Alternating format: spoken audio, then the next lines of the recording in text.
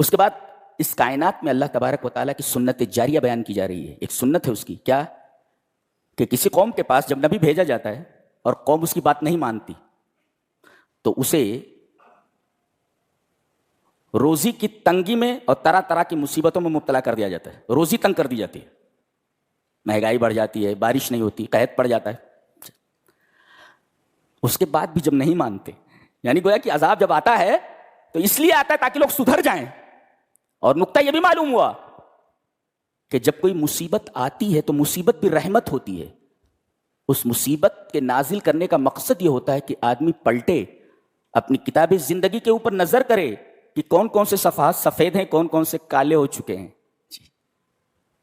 تو اللہ انہیں تنگی میں مبتلا کرتا ہے، جی بدحالی میں مبتلا کر دیتا ہے. نہیں مانتے تو عذاب نازل نہیں کرتا پہلے، اس کے بعد خوشحالی بھیج دیتا ہے. خوب بارش ہو رہی ہے، خوب فصل اگ رہی ہے، خوب پیسے مل رہے ہیں. تو لوگ کہنے لگتے ہیں ارے پہلے پریشانی آئی اور ابھی آسانی آئی. وہ غم تھا، یہ خوشی کبھی غم، یہ تو ہوتا ہی رہتا ہے. یہ تقلبات ہیں زمانے کے، یہ زمانے کے اندر ہوتا رہتا ہے.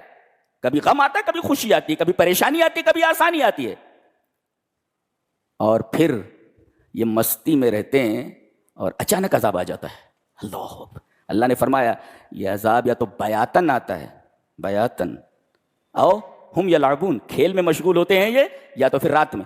اور عجیب بات یہ ہے کہ کھیل اور نوم، نیند رات کی، دونوں کلل وقتین وقت و غفلت اللہوین، دونوں وقت یا غفلت کے وقت ہوتے ہیں. آدمی سویا ہوا ہے، غفلت کا وقت ہے، اور آدمی کھیل میں مشغول ہے.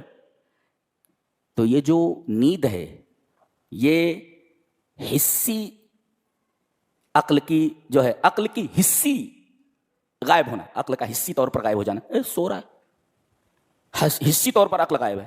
اور آدمی جب کھیل دیکھ رہا ہوتا ہے تو گرد و پیش کا اسے ہوش نہیں ہوتا. واہ واہ واہ واہ واہ، دائیں کیا ہے، بائیں کیا ہے، آگے کیا، کچھ نہیں. واہ واہ واہ، او چھکا مار دو، تو اب یہ صرف آگے دیکھتا رہتا ہے.